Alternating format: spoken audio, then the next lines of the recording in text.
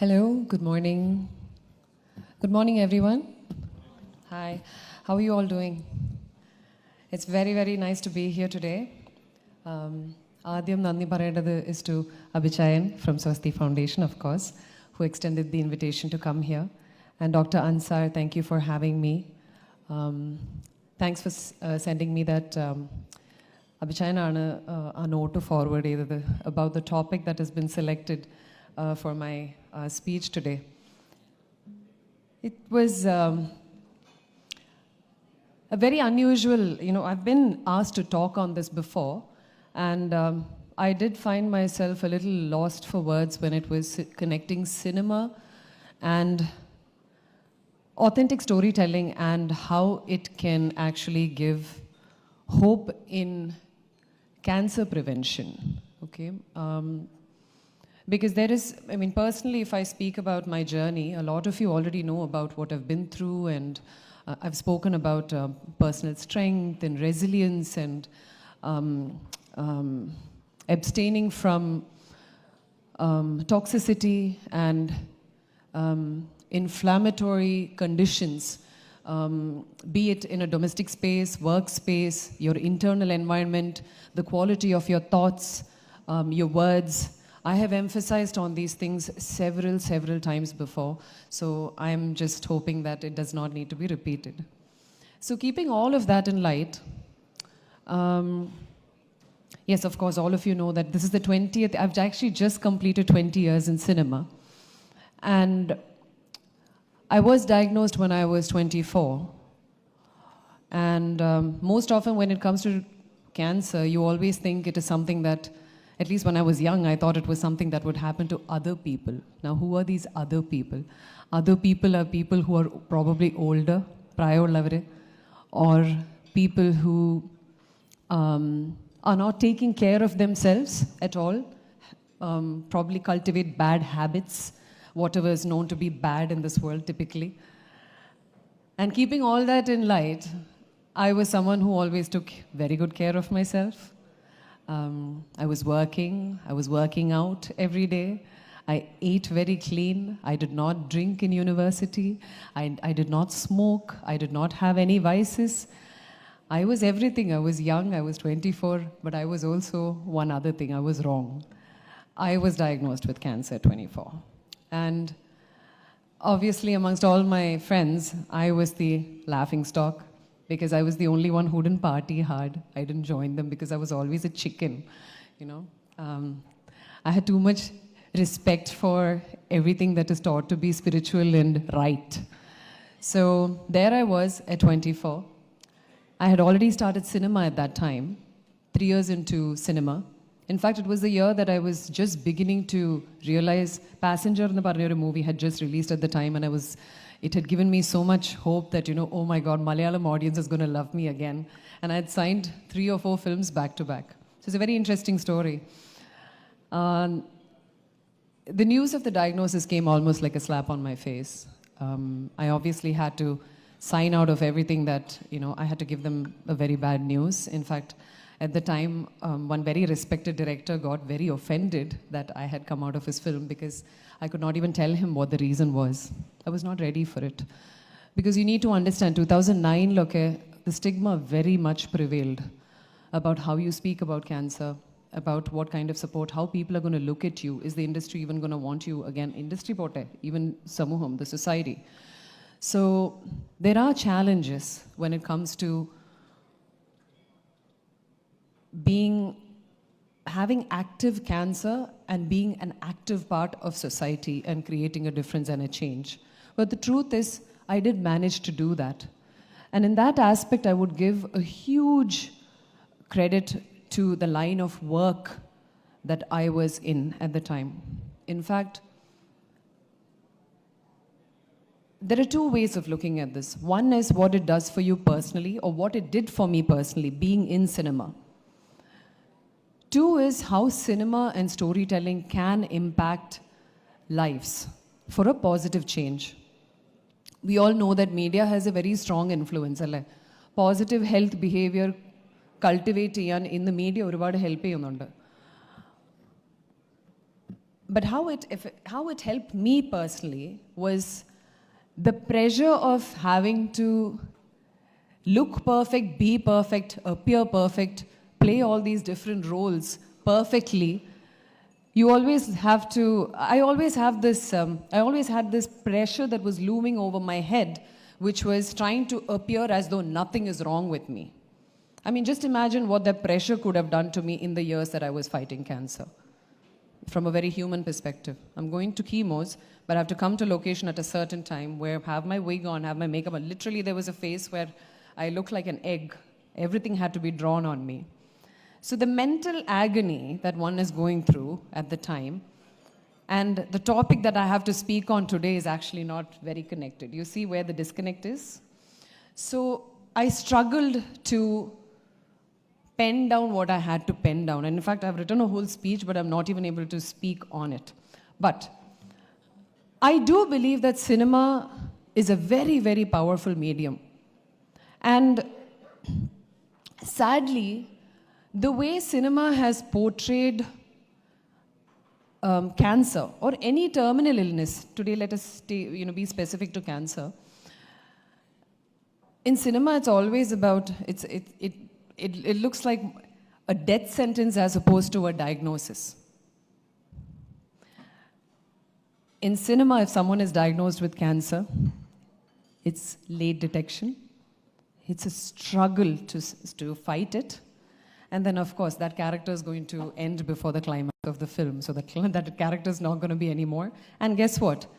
The worst part is when we find silence as a very dignified and a heroic act. Trust me, in real life, it is very, very different. For someone who's been through cancer, lived a very active life with active cancer, and also been through that whole 9 yards, I know how untrue that is. What we show in cinema is very, very far from reality. So I do believe that cinema can show characters who are fighting diseases that are terminal in a much more positive light. In fact, I was having a very detailed conversation with Ananya and Kuku Parameshwaran yesterday about how I wish to tell my story someday.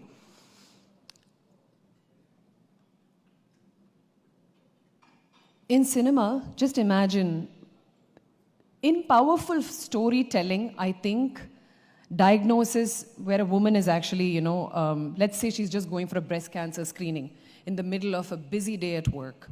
Scenes like that can be very effectively written. A man who is talking about poor family health history, or let us say a mother who's talking about taking an HPV vaccination without fear, but with confidence. These sort of scenes can be imbibed into our scripts. And how can this be done? I think this is where there is a gap between what medicine knows and what society believes. Just imagine if researchers, scientists, or doctors can be involved in script curation, or in building a script, or in giving ideas, in delivering huge, in different perspective on narratives. This will change how stories are told on someone who is fighting cancer or anything that is terminal. It can be a more pleasant climax as opposed to something that we've been seeing, because I feel that we are not using cinema in its full potential to tell the right things about such diseases. So, of course, this cannot be only a filmmaker's or a scriptwriter's or an actor's responsibility. It has to be a collective responsibility. People also need to want to see, such a change. Ask and you shall receive. What I'm trying to tell is, there is a gap that needs to be bridged. For me personally, what really has kept me lasting this long is definitely the kind of attention, the pressure, the stress that I've had to endure in my period that I was in cinema. Because see, you can't just survive Now, every other month, I'm asked to be a part of speaking engagements to talk about everything that I've been through in my journey with cancer. Now, isn't that another big responsibility? I could ask myself, okay, I just want to, take a break and not do anything. In fact, I had a long flight and I'm actually still very short of sleep. I do struggle with small, cancer treatments do have, long-term cancer treatments do have long-term mild side effects, which can disturb your quality of life. Now, quality of life is something that they assess a lot, especially in the United States. I had the good fortune to be part of a clinical study. So there are many doctors and researchers sitting over here. So, I do want to share that I was part of the Obdivo/nivolumab clinical trial, which started in 2014 for Hodgkin's disease in UCLA. And I'm number 4 on the ASH papers, out of the 23 people on that study group. I was very, very fortunate. That was a miracle. I do know what happens inside the body. I pay a lot of attention to every single cell in my body. I do thank cinema when it comes to, as much as we are all about storytelling, it's also about understanding how the mind works and how the body works. There's a lot that goes into becoming a character. Because we are trying to bring authenticity to every single character that we play. None of those characters are Mamta Mohandas. It only has a fragment of Mamta in it. So we are taught to how to psychologically interpret a character. അതുപോലെ തന്നെയാണ് how we psychologically understand the psychosis of each and every cell and the behavior of our body. Everybody's body is very unique. One medicine that has worked for another person might not even work for you. And I really liked previous doctor in a pair in Marano, but he had said something about moving immunotherapies up the line. In fact, when I started my immunotherapy in 2014. When I was diagnosed in 2009, you do need to understand that I was exposed to chemotherapy, radiation, and transplant for 6 years in my life prior to that. But imagine if something like an immunotherapy, this is where the advancement of medicine, plays a huge role. It's so marvelous. Had I been given immunotherapy or nivolumab as my first line of treatment, in fact, now they're beginning to do that for Hodgkin's disease. And that is amazing. You're introducing something that can lift the blinder and allow your T cells to actually attack your tumors and your cancer cells in a much more healthier environment. Because once you're exposed to chemo and radiation and transplant, there's a lot that has already gone through damage. So there's a lot more work. It's a Herculean task for those immunotherapy medicines to go and do the work that it needs to. So it is amazing. Advancement in medicine is amazing, and I'm forever thankful to research and doctors and everyone who worked tirelessly in order to make this happen. And trust me, it's not a small feat. I think even the nivolumab that I probably received in 2014 was actually the inception of that medicine started, I think, in the Bay Area or something in 1984, and that was the year I was born. Now everybody's sitting and calculating my age suddenly. Yeah. So you see how far the drug has traveled? So it was probably born the same year that I was born. Its formulation or putting the whole thing together. It's a miracle. So when I meet young people young individuals who are fighting cancer or just diagnosed with cancer, I always tell them one thing. Mole or mone, what the trick is? Stay alive. Because 5 years from now, you're going to have something that is going to be exponentially good for you and possibly a cure. Because I have met people who have given up in those years. They were just 2 years away from getting that first immunotherapy medicine for their condition.